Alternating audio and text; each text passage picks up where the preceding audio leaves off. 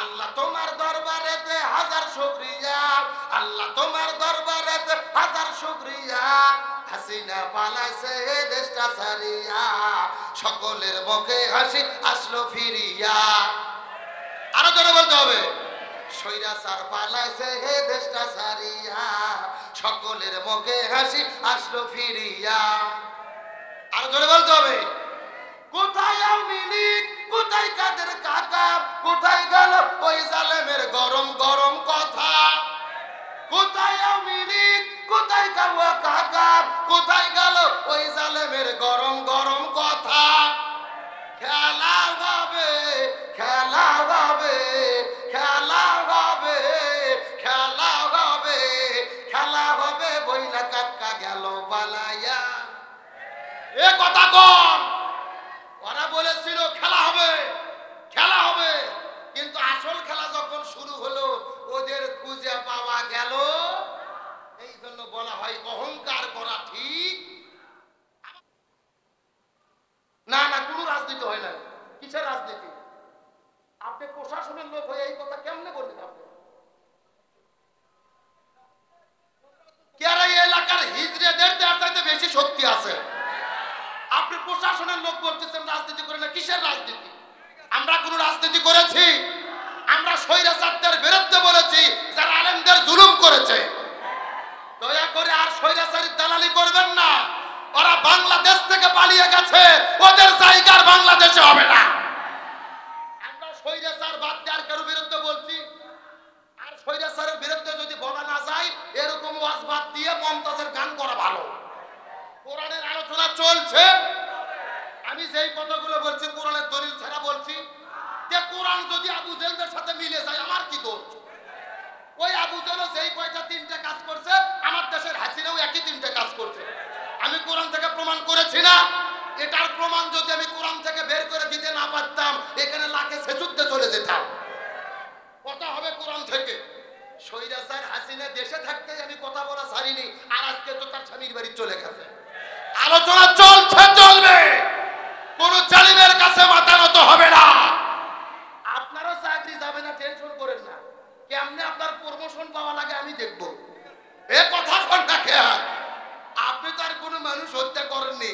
মানুষ মারছে police, RAB, আর্মিও শুরু করছিল, কিন্তু পরে ব্যাক আদব করে সাইড আছে। আপনারা মানুষ মারেননি, খুন করেননি, অতএব টেনশন নাই। সব পথে থাকেন, আল্লাহ সম্মানের ইজ্জত বেড়ে দেবে।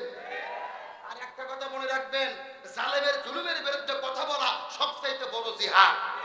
খালি অস্ত্র ধরাই জিহাদ, ওই হাসিনের বিরুদ্ধে কথা বলা বড় জিহাদ। ও জিহাদ যদি করে না যায়, ওয়াজ দেশারে বসার লাভ নাই। আলোচনা চলছে, চলছে, কারা কারা চলবে দুটি হাত আল্লাহকে তুলে দেখা।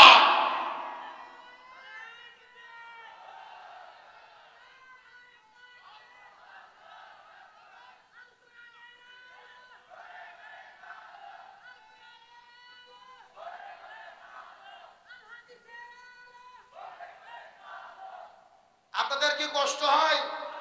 রাগ করতেছেন? আরে ভাই, আমরা তো স্বাধীন দেশে আছি। কি দেশে? এখন স্বাধীন দেশেও যদি কোরআনের কথা বলতে না পারি, তাহলে কেমনে হবে? আমরা আগে দেখেছি, আপনারা ভিডিওর মধ্যে দেখেছেন, আমার অনেক মাহফিলে জালেমেরা যায় মাইক ভেঙে ফেলছে। অনেক মাহফিলে তারা বাধা দিয়েছে। আজকে বাধা দেওয়ার কোনো সুযোগ আছে? এ আছে? এখন যদি কোরআনের মাহফিলে কেউ বাধা দিতে আসে, পিঠের চামড়া থাকবে না। কোরআনের জনতার হক কথা চলছে, টেনশন করেন না। কালেকশন যা ভাবতেন তার তো বেশি হবে, ওঠে সময় মতো সব হবে ইনশাআল্লাহ। আরে ভাই, গরম গরম খিচুড়ি রেডি। কি মনে করতেছেন ফজর পর্যন্ত ওয়াজ করলে লোক উঠবে না? ইনশাআল্লাহ। আমার মাহফিল থেকে লোকজন এমনি ওঠে না। আর আজকে তো আমার পরে প্রধান বক্তা আছে। প্রধান বক্তা বুঝেননি? গরম গরম খিচুড়ি খালি বাতাস দিয়ে সাইজ করা হচ্ছে। সাইজ হওয়া পর্যন্ত আলোচনা চলছে, চলছে। তাহলে বলেন, খাদিজাকে রাসূল যখন বিয়ে করলো, খাদিজার বয়স কয় বছর? আর রাসূলের বয়স? কথাগুলো ভালো করে মাথাতে ঢুকবেন, নালে বুঝবেন না। আমার প্রিয় বন্ধুগণ, মুসলমান ভাইরা, গভীর মনোযোগ। এমন সময় খাদিজা ডাকতে বলি, ইয়া রাসূলুল্লাহ, আপনার বয়স যখন 25 বছর থেকে বাড়তে বাড়তে বাড়তে বাড়তে 40 বছরে চলে গেল, আল্লাহ তাআলা আপনার উপরে ওহী অবতীর্ণ করলো। আপনার উপরে যখন রিসালাত চলে আসলো, আমার বুঝি দাওয়াত দিলেন, আমি কালেমা পড়ে মুসলমান হয়ে গেলাম। তার মানে বোঝা গেল রাসূলের বয়স যখন 25 থেকে বাড়তে বাড়তে 40 হয়ে গেল, তখন খাদিজার বয়স 40 থেকে বাড়তে বাড়তে কত হলো? আমার কথা কি বুঝতেছেন? রাসূলের বয়স যদি 25 থেকে 40-এ চলে যায়, তখন খাদিজার বয়স 40 থেকে কোথায় গেল? 55 বছর বয়সে গভীর মনোযোগ। খাদিজা ডাকতে বলে, ইয়া রাসূলুল্লাহ, আমি 55 বছর বয়সে ইসলাম ধর্ম গ্রহণ করেছি। এমন সময় রাসূল ডাকতে বলে, খাদিজা রে, মনের মধ্যে কষ্ট নেবে না, রাগ করবে না। ওরে খাদিজা, তুমি সত্য করে বলো তো, ওই 55 বছর বয়সের আগে তুমি কি ছিলে? গভীর মনোযোগ বোঝার চেষ্টা করবেন। এই কথা যখন রাসূল খাদিজাকে জিজ্ঞেস করেছে, খাদিজা অজর নয়নে কান্না শুরু করলেন। ইয়া রাসূলুল্লাহ, এটা আপনি কেমন প্রশ্ন করলেন? আমি 55 বছর বয়সের আগে কি ছিলাম? আমি তো তখন ঈমান গ্রহণ করিনি, আমি তখন ছিলাম বেঈমান, আমি আল্লাহর সঙ্গে কুফরি করেছি, ঈমান গ্রহণ করি নাই। কেমনে ঈমান গ্রহণ করব? আপনি তো তখন দ্বীনের দাওয়াতই দেন নাই, আপনিই বা দ্বীনের দাওয়াত দেবেন কেমনে? আপনার উপরে তখন তো রিসালাতি আসে নাই। ইয়া রাসূলুল্লাহ, 55 বছর বয়সে ইসলাম ধর্ম গ্রহণ করেছে, আর তার আগে পর্যন্ত আমি কুফরি আলোতে জীবন যাপন করেছি। এমন সময় রাসূল ডাকতে বললেন, খাদিজা, এবার তুমি সত্য করে বলো তো, তোমার মেয়ে ফাতেমা কত বছর কুফরি আলোতে জীবন যাপন করেছে, আর কত বছর বয়সে ঈমান গ্রহণ করেছে? এমন সময় খাদিজা ডাকতে বলে, ইয়া রাসূলুল্লাহ, জান্নাতি জান্নাতি জান্নাতি, আমার মেয়ে ফাতেমা জান্নাতি, আমার মেয়ে ফাতেমা আমার পেটের ভেতর থেকে জান্নাতি হইয়া জন্মগ্রহণ করেছে। এই কথা শোনার পরে খাদিজা বলে, ইয়া রাসূলুল্লাহ, আমার মেয়ে ফাতেমা পেটের মধ্য থেকে জান্নাতে জন্মগ্রহণ করেছে। এমন সময় রাসূল ডাকতে বলে, খাদিজা রে, জান্নাতি জান্নাতি, আমাদের মেয়ে ফাতেমা পেটের মধ্য থেকে জান্নাতি হয়ে জন্মগ্রহণ করার কারণে আল্লাহ ফাতেমাকে জান্নাতি নারীদের সর্দারনি বানায়া দিয়েছে। দুইটা কারণে ফাতেমা জান্নাতি নারীদের সর্দারনি। তার মধ্যে প্রথম নম্বর কারণ হলো মায়ের পেটের ভেতর থেকে জান্নাতি হয়ে জমিনের মধ্যে জন্মগ্রহণ করেছে। খাদিজা ডাকতে বলে, ইয়া রাসূলুল্লাহ, দুই নম্বর কারণটা কি? রাসূল বলে, খাদিজা রে, তোমার কাছে দুই নম্বর প্রশ্ন হলো, বলো তো দেখি, তোমার হাতটা কেমন, পাউটা কেমন, তোমার বুকের চেহারাটা কেমন, তোমার শরীরের ঢপটা কেমন, এই দুনিয়ার কত মানুষে বলতে পারবে বলো তো? খাদিজা বলে, ইয়া রাসূলুল্লাহ, এটা আপনি কেমন প্রশ্ন করলেন? আমি মক্কার সবচাইতে ধনবতী রমণী, আমি ছিলাম মক্কার ভিতরে সবচাইতে ধনবতী রমণী। আমার বাবা মারা যাওয়ার পরে আমি মক্কা মদিনা সিরিয়া দামেস্কে ব্যবসা করেছি, হাজার হাজার মানুষের সঙ্গে দেখা করেছি। সেই সময় তো পর্দার কোনো বিধান ছিল না। হাজার হাজার মানুষে বলতে পারবে আমার হাতটা কেমন, আমার পাউটা কেমন, আমার চোখটা কেমন, চেহারাটা কেমন, হাজার হাজার মানুষে বলতে পারবে। এমন সময় রাসূল লাগতে বলে, খাদিজা, মনের মধ্যে কষ্ট নিও না, হাজার হাজার মানুষে বলতে পারবে তোমার চেহারাটা কেমন। এখন তুমি বলো তো দেখি, তোমার পেটের মধ্য থেকে জন্মগ্রহণ করেছি, ওই ফাতেমার চেহারাটা কেমন, হাতটা কেমন, পাউটা কেমন, এই দুনিয়ার কত মানুষে বলতে পারবে বলো তো দেখি। খাদিজা বলে, ইয়া রাসূলুল্লাহ, আমার মেয়ে ফাতেমা পর্দানিশী, পর্দানিশী, আমার মেয়ে ফাতেমা পর্দানিশী। এই দুনিয়ার কোনো মানুষে ফাতেমার চেহারা সম্পর্কে বলতে পারবে না। রাসূল বলে, খাদিজা রে, পর্দানিশী, পর্দানিশী, আমাদের মেয়ে ফাতেমা পর্দানিশী। আর পর্দানিশী হওয়ার কারণে আমার আল্লাহ রাব্বুল আলামিন ওই ফাতেমাকে জান্নাতি নারীদের, জান্নাতি নারীদের সর্দারনি বানায়া দিয়েছে। লিল্লাহি তাকবীর। তাহলে কারণ হলো পর্দা। জোরে বলেন, কারণ কি? আরো জোরে। কেরে ভাই, পর্দার মিছিল করতে কি ভয় লাগতেছে? কারণ হলো পর্দা। জোরে বলেন, কারণ কি? আরো জোরে। এখন বলেন তো দেখি, ওই পর্দার দরকার আছে না নাই? কিন্তু কুড়িগ্রাম জেলার মা বোনেরা কি পর্দা করে? করে। কুড়িগ্রাম জেলার মা বোনদের ধরন বলিতে লাগে শরম সকালবেলা। সকাল বেলা বরকা পরে, বিকেল বেলা ওড়না নাই দাদা ভাই, ডিজিটাল দেশ বুঝিয়ে টাই। এ কথা কর না গে। দেখবেন সকালে এমন ভাবে বরকা পরেছেন আর কোনো বুদ্ধি, আবার বিকেলে বরকা তো দূরের কথা, শরীরে ওড়না পর্যন্ত থাকে। আর ওড়না যদি দেয় আমার দিকে তাকান, এরকম শুধু পেঁচাই পেঁচাই পেঁচাই, একেবারে পেঁচে পেঁচে দড়ির মতো চিকন করে চকলেটের মতো মোড়াইয়া গলার মধ্যে দিয়ে পিছন দিকে ফেলে দেয়। আছে না নাই? আচ্ছা বলেন তো, পেছনে ঢাকার কি কিছু আছে? এগুলো পর্দা না বাটপারি? আরো জোরে কন। আরে নারীগুলো ঘরের সব স্বামীর সেবা করে, এখন উল্টো দেখি নারীরা সব স্বামীকে ধরে মারে। ঠিক? কারা কারা বইয়ের হাতে মার খাচ্ছেন হাত উঠান তো দেখি। ওই যে একজন একজন। আমার ভাইরা শুধু একজন না, এখানে এমনও পুরুষ আছে দিনে কিংবা রাতে বইয়ের কাছে মার খেয়ে বসে আছে। এ কথা বল না কে? কিন্তু লজ্জাতে বলে না। কিন্তু একটা কথা আপনাদের কাছে জিজ্ঞেস করতে চাই, আমাদের দেশে যেরকম স্বামীকে মারা বউ আছে, একই রকম ভাবে বউকে মারা স্বামী আছে না নাই? এমন স্বামী আছে হাতের মধ্যে লাঠি নিয়ে বউ গরুর মতো পিটে। কিসের মতো? একটা লাঠি নিয়ে বউ মারা শুরু করছে, মারতে মারতে বউ সহ্য করতে না পারে বলছে আব্বা। পরের দিন শয়তান হুজুরে ফোন দিয়ে বলতেছে, হুজুর বউ তো আব্বা বলছে, ফতুয়াকে আমি বললাম ফতুয়া পরে আগে তোর বাটাম ফাটাতে হবে। এ কথা বল না কেন? তার কারণ বলেন তো দেখি, বউ কি মারা যাবে? কে বলে মারা যাবে না? বউকে কখন কখন মারা যাবে? আমি কি হাদিস থেকে বলবো? আমার দিকে লক্ষ্য করেন, বউ যখন শরীয়ত বিরোধী কাজ করে, ইসলাম বিরোধী কাজ করে, জিনা ব্যভিচার করে, তখন বউকে মারা যাবে। এখন মারবেন কোথায় কোথায়? আমার দিকে তাকান। মাথা বাদ, মুখ বাদ, পেট বাদ, পিঠ বাদ, কোমর বাদ, মাজা বাদ, হাঁটুর থেকে শুরু করে নিচ পর্যন্ত। কথা কি বুঝেছেন? আর যেই ব্যাটে মারবেন, এই ব্যাটের পরিমাপ হবে এক দিকের অর্ধেক, মানে হলো এক মুষ্টি। এই ওয়াজ আমি গত বছর গাইবান্ধা সুন্দরগঞ্জে করেছি। একটা যুবক বলতেছে, হুজুর এক মুষ্টি ধরবো কি আর মারবো কি? তখন আরেকজন বলতেছে, হুজুর ধরার পরে যদি কোনো মতো মাথা বার হয়ে থাকে, ওই মাথাতে ভূত দেবো হুজুর। এইরকম বাটপার আছে না নাই? ও তাও ভোট মারবে। এখন বলেন তো, ভোট মারলে কি বউ ঠিক হবে? না, রসুল বলেছেন মহিলাদেরকে মারে নয়, তাদের সৃষ্টি করা হয়েছে বাম পাদরের বাঁকা হাড় দিয়ে। রসুল বলেন কি হাড়? এখন বাঁকা আরো যদি হাতুতে মেরে সোজা করতে চান, সোজা হবে? ভেঙে মচকে যাবে। এই জন্য বউদেরকে মেরে নয়, তাকে ভালোবাসা দিয়ে সোনা ময়না কলজে টিয়ে পাখি বলে আপন করতে হবে। জোরে কোন সুবহানাল্লাহ। মেয়ে মানুষ এইবার যা খুশি হয়েছে ভাই, সেই রকম হুজুরি তো দরকার। তাহলে চিৎকার করে বলেন, ফাতেমা জান্নাতি নারীদের সর্দারনি হবে, কারণ কি? আরো জোরে। জোর হলো না।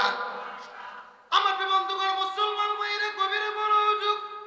এই তিনটা কথা বলার পরে রাসূল যখন খাদিজাকে জান্নাতি বলে ঘোষণা করে দিলেন, পরের দিন সকালবেলা লক্ষ্য করে দেখা যায়, বিকেল বেলা আসর নামাজের পরে আস্তে করে নবীজি যখন খাদিজার ঘরে চলে গেছে, নবীজি খাদিজার ঘরের মধ্যে যাওয়ার পরে লক্ষ্য করে দেখে বিবি খাদিজা মাটির সঙ্গে গড়াগড়ি দিয়ে কান্না করতেছে। আমার নবীজি খাদিজাকে ডাকতে বলে, খাদিজা তুমি কেন কান্না করো? খাদিজা ডাকতে বলে, ইয়া রাসূলুল্লাহ, আমার কান্না করার কারণ হলো আসর নামাজ পর যখন আমি আস্তে করে দু চোখ বন্ধ করেছি, দু চোখ বন্ধ করার সাথে সাথে আমি লক্ষ্য করে দেখি অন্ধকার কবর আমার চোখের সামনে এসে হাজির হয়ে গেছে। চোখ বুঝিলে দুনিয়ায় আন্ধার, কিসের টাকা কিসের বাড়ি কিসে জমিদার, চোখ বুঝিলে দুনিয়ায় আন্ধার। যতক্ষণ চোখ খোলা থাকে মনে হয় এই গাড়ি আমার, এই বাড়ি আমার, এই জমি আমার, এই পুকুর আমার, এই ব্যবসা আমার, এই ঘর আমার, এই জমি আমার। কিন্তু দু চোখ বন্ধ করলে কোনো কিছু আমার মনে হয় না রে। দু চোখ বন্ধ করলে অন্ধকার কবর ছাড়া আর কিছু চোখে পড়ে না। এই জন্য খাদিজা বলে, ইয়া রাসূলুল্লাহ, যখন আমি দু চোখ বন্ধ করেছি অন্ধকার কবর তখন আমার চোখের সামনে চলে এসেছে। এমন সময় রাসূল বলে, খাদিজা রে, ওই কবরকে তোমার এত ভয় করার কোনো দরকার নাই।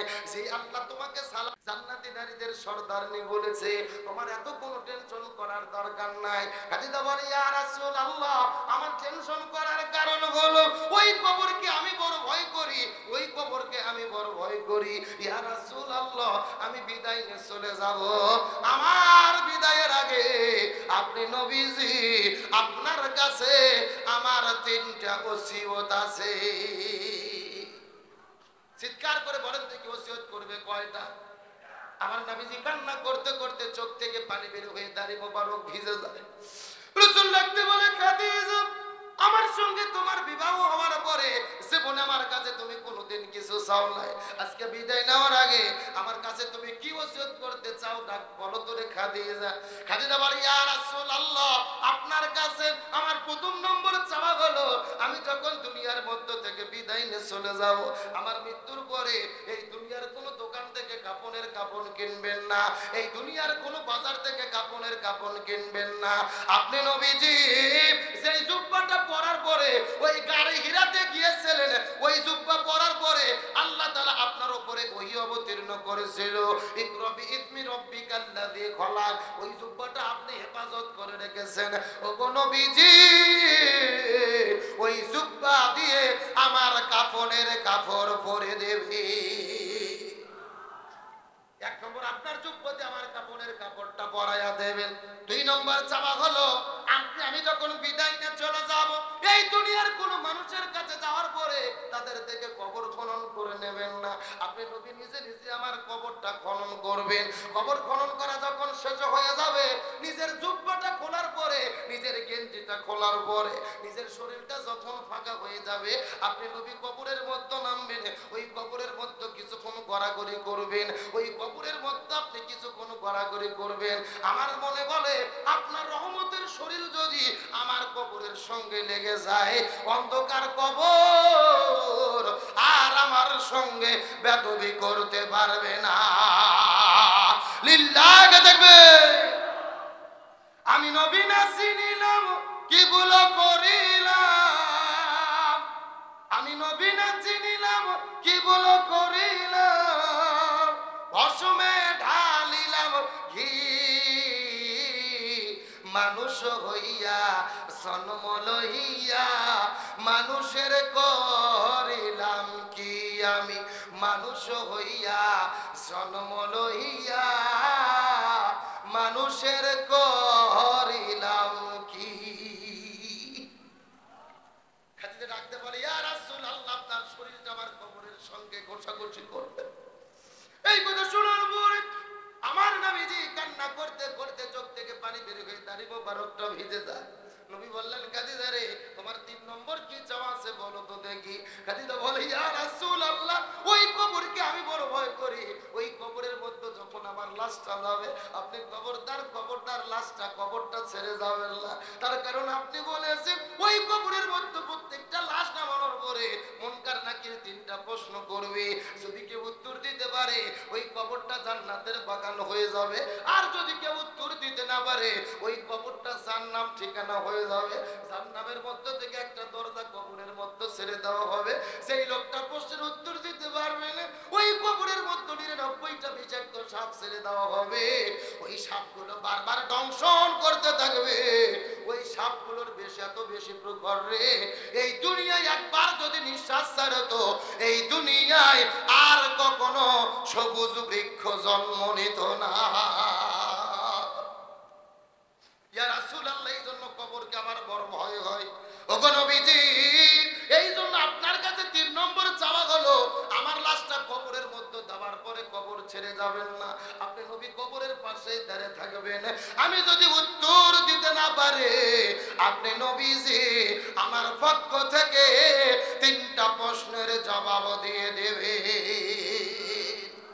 রাসূল বলে খাদিজা রে, আমার আগে যদি তোমার মৃত্যু হয়, আমি নবীজি কথা দিলাম তোমার 3টা চাওয়াই আমি পূর্ণ করার চেষ্টা করব। খাদিজা বিদায় নেওয়ার পরে নবীজি 3টে চাওয়া পূর্ণ করে কি করে না, এই আলোচনা যদি আর 15 মিনিট হয় কষ্ট হবে। আলোচনা কি চলবে? চলবে।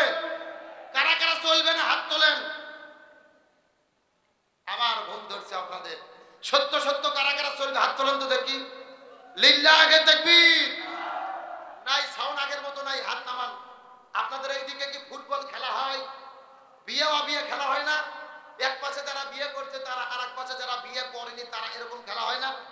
এখন একটা তাকবীর দেব, প্রথমে তাকবীর দেবে যারা বিয়ে করেনি তারা, তারপরে তাকবীর দেবে যারা বিয়ে করেছে।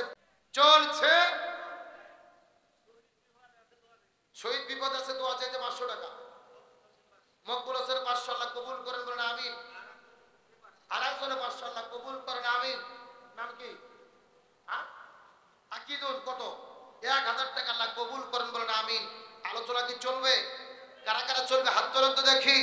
লিল্লাহে তাকবীর। আজকের মাহফিল চলছে, চলবে। কুড়িগ্রাম জেলার মাহফিল, রাজীবপুরের মাহফিল কতক্ষণ চলবে? সারা রাত। এটা কি হুজুর মারা ওয়াজ নাকি? আমার বেলা সারা রাত 5টা মিনিট কথা বলবো, তবে কোনো দিকে ওটাউটি করা যাবে। যে যেখানে আছেন বসেন, কমিটির ভাইরা সবুর করেন, কালেকশন আলহামদুলিল্লাহ আবার করবো, বস থাকেন, আর একটু ওয়াজ করে নেই। কি বলেন আপনারা? আলোচনা চলছে। তাহলে বলেন খাদিজা রাসূলের কাছে কয়টা নসিহত করে গেলেন? আরো জোরে বলেন। আমার প্রিয় বন্ধুগণ, মুসলমান ভাইরা গভীর মনোযোগ। শেষ একটা মেসেজ দেওয়ার পর আপনাদের মধ্য থেকে বিদায় নিয়ে চলে যাব। কথাগুলো সুন্দর করে বোঝার চেষ্টা করবেন।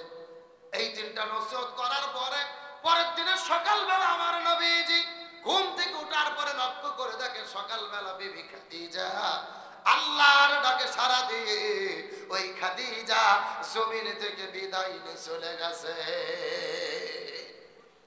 আমার নবীজি খাদিজার মৃত্যুটা দেখার পরে অজর নয়নে কান্না শুরু করলেন। সাহাবীরা ডাকতে বলে, ইয়া রাসূলুল্লাহ, আপনারা তো কান্না করার কারণটা কি বলেন তো দেখি। রাসূল ডাকতে বলে, সাহাবীরা রে, আমার জীবনের ইতিহাস তো তোমরা জানো না। মায়ের গর্ভের মধ্যে থাকতে আমার বাবা জমিন থেকে বিদায় নিয়ে চলে গেছে। আমি জন্মের কয়েকদিন পরে আমার মা বিদায় নিয়ে চলে গেছে। আমাকে রাখা হয়েছে দাদার কাছে, দাদাও কিছুদিন পরে বিদায় নিয়ে চলে গেছে। আশ্রয় পেয়েছিলাম চাচার কাছে, চাচাও বিদায় নিয়ে চলে গেছে। সবাই যখন চলে গেল, আমাকে এতিম করে ফেলে গেল এই বিবি খাদিজার কাছে। আল্লাহ খাদিজার বাড়িতে আমাকে আশ্রয় দিয়েছিল। লিল্লাহে তাকবীর। শিশুকালে মইরা গেছে মা, গর্ভে থাকতে মরছে পিতা নবী, চোখে দেখিলেন না। আমায় কে করিবে লালন পালন, কে দিবে সান্ত্বনা।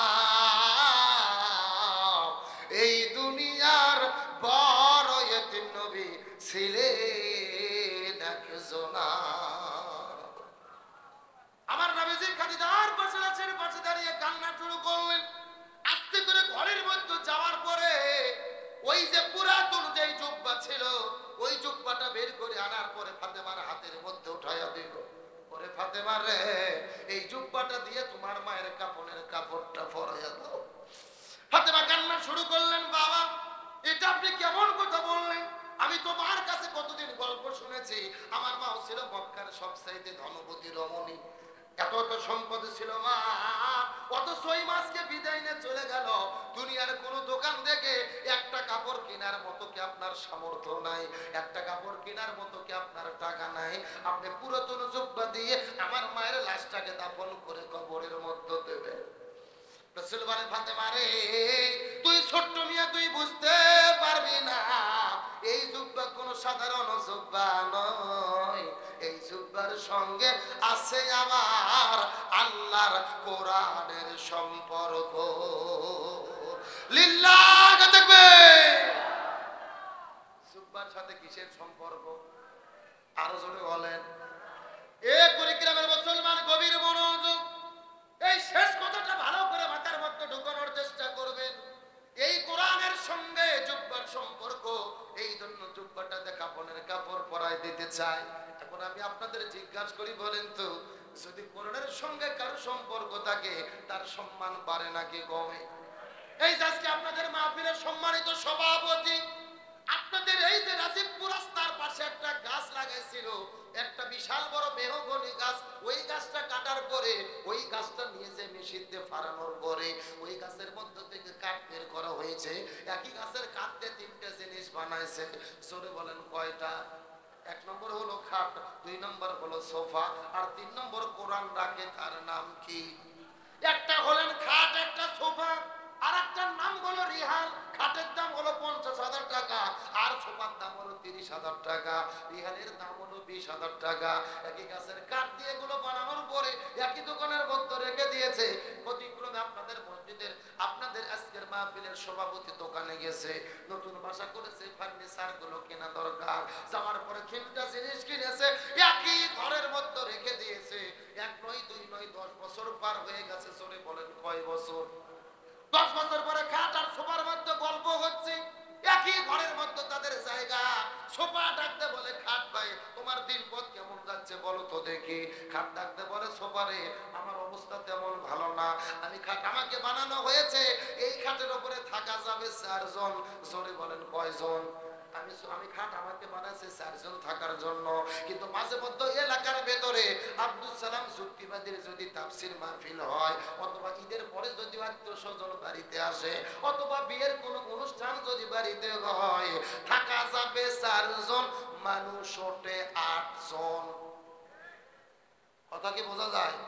তার মানে খাট বলতেছে আমার অবস্থা তেমন ভালো। খাট এখন সোফাকে জিজ্ঞাসা করে বলে সোফা ভাই তোমার অবস্থা কি বলো তো দেখি। সোফা ডাকতে বলে খাট ভাই তোমারও অবস্থা যা আমারও অবস্থা তাই। আমি বললাম সোফা, এই সোফার উপরে বসার একটা আদব আছে না নাই? এই যে আমরা 4 জন লোক সোফার উপরে বসে আছি, আদব নিয়ে কিন্তু বসে আছি, কিন্তু সোফা বলতেছে এমন লোক মাঝে মধ্যে আমার উপরে ওঠে, নিচে থাকে না, মাঝে মধ্যে লাফ দিয়ে উঠে উপরে বসে। আছে না নাই? আর এইরকম যদি ডবল সোফা হয়, ডাবল মানে 2 জন বসা, বোঝেন না? আর যদি ডাবল সোফা হয়, ডাবল সোফা ডাকতে বলতিছে উপরে উঠে বসাই তো শেষ নয় রে। ওই খাটের উপরে যখন লোকের জায়গা হয় না, এমনও যুবক আছে জিন্সের প্যান্ট পরে আমার উপরে শুয়ে পড়ে। তার মানে সোফাও বলতিছে আমার অবস্থা তেমন ভালো। এখন খাট আর সোফা মিলে বুদ্ধি করার পরে উপর দিকে লক্ষ্য করে দেখে একটা রিহাল, রিহালের উপরে কোরআন রাখা হয়েছে। রিহালকে জিজ্ঞেস করে বলে রিহাল রে তোমার দিন পথ কেমন যায় সত্য করে বলো তো দেখি। আমরা তো একই সঙ্গে গাছের মধ্যে ছিলাম, একই গাছের কাটতে তিনটে জিনিস বানাইছে। রিহাল বলতেছে তোমরা কি দেখো না আমি রিহাল, আমার উপরে কোরআন রাখা হয়, মানুষেরা যখন কোরআনকে চুমু খায় আবার উল্টাইয়া আমি রিহাল আমাকেও চুমু খায়। আরো জোরে বলেন। এই জায়গার মধ্যে শেষ নয়, রিহাল ডাকতে বলে আমি যদি ভুল করে মানুষের হাতের মধ্যে থেকে মাটির মধ্যে পড়ে যাই, ওই রিহালটা লাফটে তোলার পরে বকথই মুখথইয়া চুমু খায়। তার মানে রিহাল বলতে যে খাটরে তোমার দাম 50,000 টাকা হতে পারে, এই সোফা তোমার দাম 30,000 টাকা হতে পারে, কিন্তু তোমাদের সম্মান নাই রে। আর আমার দাম মাত্র 20 টাকা, কিন্তু আমার এত সম্মান তার কারণ হলো আমি রিহাল, আমার সঙ্গে আছে আমার আল্লাহর কোরআনের সম্পর্ক। লিল্লাহ তাকবীর। এখন আমি আপনাদেরকে জিজ্ঞাসা করি বলেন তো দেখি, কোরআনের সঙ্গে যদি রিয়াল থাকার জন্য সম্মান বেড়ে যায়, আমরা যদি কোরআন দিয়ে জীবন করি সম্মান বাড়বে কি বাড়বে না? আপনাদের গ্রামের ভেতরে ডিসি আছে, এসপি আছে, কত শিক্ষিত বড় বড় নেতা আছে, রাস্তাতে যদি হেঁটে যায় কেউ সালাম দিতে চায় না, আবার কেউ যদি সালাম দেয় পেছন দিকে যাওয়ার পরে বলে চোর গেল। আরো জোরে বলেন। অথচ আপনাদের মসজিদের হুজুর ইমাম মুয়াজ্জিন খতিব 3,000 টাকা মাস বেতন, তারপর 6 মাস বাকি। কথা কয় না বাঙালি? 3,000 টাকা বেতন, 6 মাস বাকি, তারপরে হুজুররা যখন রাস্তাতে হেঁটে যায় মানুষেরা লাইন ধরে ধরে সালাম দিতে থাকে। তার মানে বোঝা গেল হুজুরদের এত সম্মান, আলেমদের সঙ্গে আল্লাহর কোরআনের সম্পর্ক। তার মানে বোঝা গেল কোরআনের সঙ্গে যার স্পর্শ লাগে আল্লাহ জীবনকে পরিবর্তন করে দেয়, তাদের সম্মানকে বৃদ্ধি করে দেয়। এখন আমি আপনাদেরকে জিজ্ঞাসা করি বলেন তো দেখি, এই কোরআন দিয়ে যদি বাংলাদেশ চালানো হয়, এই বাংলাদেশের সম্মান বাড়বে নাকি কমবে? আরো জোরে বলেন। সুতরাং আজকের মাহফিল থেকে শপথ নেব, এই কোরআনের জন্য যদি রিয়ালের দাম বাড়ে, আলেমদের দাম বাড়ে, মসজিদ মাদ্রাসার দাম বাড়ে, ওই কোরআন দিয়ে চললে কিন্তু আমার দেশেরও দাম বেড়ে যাবে। এই জন্য আজকে শিক্ষা গ্রহণ করে শপথ নেব, ব্যক্তি, পরিবার, সমাজ, রাষ্ট্র, রান্নাঘর থেকে শুরু করে সংসদ ভবন পর্যন্ত প্রত্যেকটা জায়গায় কোরআন দিয়ে জীবন চলতে কারা কারা রাজি আছেন? দুটি হাত আল্লাহকে তুলে দেখা। লিল্লাহি তাকবীর। একজন তাকবীর দেন তো, দেখি একজন তাকবীর দেন।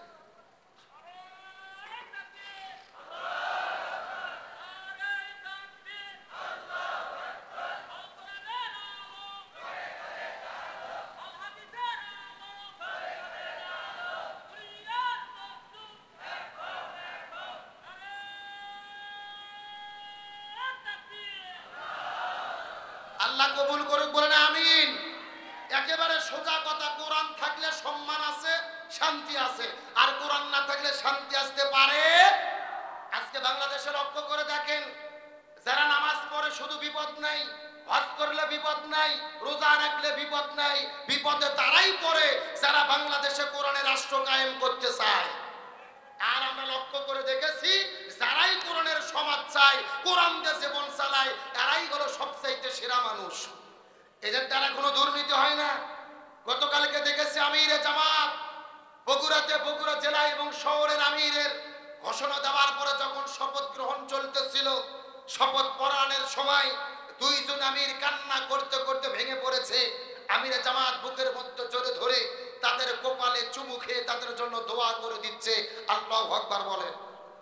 বাংলাদেশের 64টা জেলায় একই সঙ্গে আমির নির্বাচিত হলো, দায়িত্বশীল নির্বাচিত হলো, কোনো দলাদলি নাই, কোনো কোন্দল নাই, পদের প্রতি লোভ নাই, বরং যাদেরকে আমির বানানো হয় তারাই কান্না করে দায়িত্ব গ্রহণ না করার জন্য। একটা কথা মনে করবেন, বিএনপি বলেন, আওয়ামী লীগ বলেন, যত রাজনৈতিক দল বাংলাদেশে আছে, প্রত্যেকটা দলের যখন সেটআপ হয়, প্রত্যেকটা নেতা 1 লাখ, 2 লাখ, 10 লাখ, 1 কোটি টাকা পর্যন্ত খরচ করে দলের পদ পাওয়ার জন্য। জোরে কর না কে? আর ইসলামী দলেরা যখন আমির নির্বাচন করে, টাকা নয়, বরং যারা দায়িত্ব নিতে চায় না এদেরকে দায়িত্ব দেওয়া হয়। আর ইসলামের বিধান হলো, যে ব্যক্তি নিজে নিজে দায়িত্ব চায়, ওই ব্যক্তি ওই পদের যোগ্য নয়। দায়িত্ব আসবে আপনাকে আল্লাহর পক্ষ থেকে, আপনি নিতে চাবেন না। হযরত উমর ফারুককে যখন আমির ঘোষণা করা হলো, উমর ফারুক কান্না করতে করতে মরুভূমির মধ্যে চলে গেছে। ওসমান জিজ্ঞেস করে বলে, উমর তুমি কেন কান্না করো? উমর ফারুক বলতেছে, আমি তো রাখাল ছিলাম, আমাকে বানানো হলো অর্ধ পৃথিবীর খলিফা, আমি কিভাবে দায়িত্ব পালন করব? আমি যদি আমানতের খেয়ানত করি, আল্লাহর কাছে কেমনে জবাব দেব? আল্লাহু আকবার বলে। হযরত উমর ফারুক বলেছিল, ফুরাত নদীর তীরে একটা পশু যদি না খেয়ে মারা যায়, আল্লাহর কাছে জবাব দিতে হবে। তাহলে ইসলামী দলগুলোর মানুষেরা দায়িত্ব চায় না, এদের উপরে দায়িত্ব আসে, আর এরা দায়িত্ব পালন করতে গিয়ে দুর্নীতি করে না। এখান থেকে বোঝা যায়, এই মানুষগুলো যদি কোরআন দিয়ে দেশ চালায়, দেশে কোনো দুর্নীতি হবে না। আমরা জামাত ইসলামের দুজন মন্ত্রীকে দেখেছিলাম, আলী হাসান মোহাম্মদ মুজাহিদ, মাওলানা মতিউর রহমান নিজামী, মন্ত্রিত্ব দায়িত্ব পালন করেছে। দুর্নীতি তো দূরের কথা, 1 টাকার তারা গরমিল বের কেউ করতে পারে না। একেবারে স্বচ্ছভাবে দায়িত্ব পালন করে দেখে দিয়েছে, আলেমরাই যদি ক্ষমতা যায় তখনই দেশটা দুর্নীতি মুক্ত হতে পারে। সুতরাং এই বাংলাদেশটা আলেমদের দ্বারা কোরআন দিয়ে চলুক, আমরা চাই কি চাই না? আলেমদের নেতৃত্বে বাংলাদেশ কারা কারা দেখতে চান? দুটো হাত আল্লাহকে তুলে দেখান। লিল্লাহি তাকবীর। কোরআন দিয়ে যদি দেশ চলে, তাহলে শান্তি আসবে, ন্যায় আসবে, ইনসাফ কায়েম হবে, মানুষেরা সুখে শান্তিতে ঘুমাবে, খেলাফতের শাসন কায়েম হবে। আল্লাহ বাংলাদেশটা ইসলামের জন্য কবুল করুক, বলেন আমিন। আরো জোরে বলেন আমিন। তাহলে রাসূল বলেছে, ফাতেমা এই জুব্বাটা যেন তেন জুব্বা নয়, এই জুব্বার সঙ্গে কিসের সম্পর্ক মনে নাই নাকি আপনাদের? আমার বন্ধুগণ, মুসলমান ভাইরা গভীর মনোযোগ, শেষ কথাটা আপনাদের মধ্যে বলি, ভালো করে বোঝার চেষ্টা করবেন। এই কথাটা বলার পরে ফাতেমা জুব্বাতে যখন খাদিজার শরীরে পরায়ে দিল, আমার নবীজি কবর করতে গেলেন। কবর করতে যাওয়ার পরে নিজে নিজে কবরটা খনন করার পরে শরীরের মধ্যে থেকে জুব্বাটা খুলে ফেলার পরে, জামাগুলো খুলে ফেলার পরে শরীরটা খালি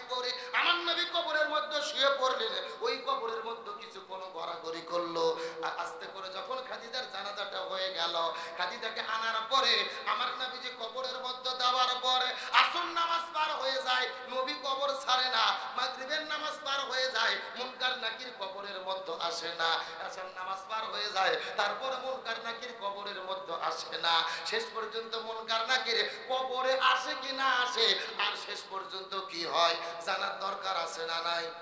এই আলোচনা কি চলবে? কারা কারা চলবে হাত তুলান তো দেখে। দেখেন তো কি হাত তুলেন, হাত তুলেন, সবাই হাত উঠান, লিল্লাহি তাকবীর, চিৎকার করে বলি ইয়া রাব্বাল আলামিন। আজকের মাহফিলকে আপনি কবুল করে নেন, এই মাহফিলে ওসিলা করে আমাদের সবাইকে মাফ করে দেন, এই মাহফিলে আমাদের সামর্থ্য মতো দান করার তৌফিক দেন, সকলে বলে আমিন। এখন হাতগুলো মুষ্টি করেন, মুষ্টি, হ্যাঁ, এখন আস্তে আস্তে নামাইয়া নামাইয়া নামাইয়া পকেটে ঢুকান। কোথায় ঢুকবেন? যারা 50, 100, 200, 500 টাকা দেবেন, মঞ্চে আসেননি, আপনাদের মধ্যে চাদর চলে যাবে, আপনাদের মধ্যে ব্যাগ চলে যাবে,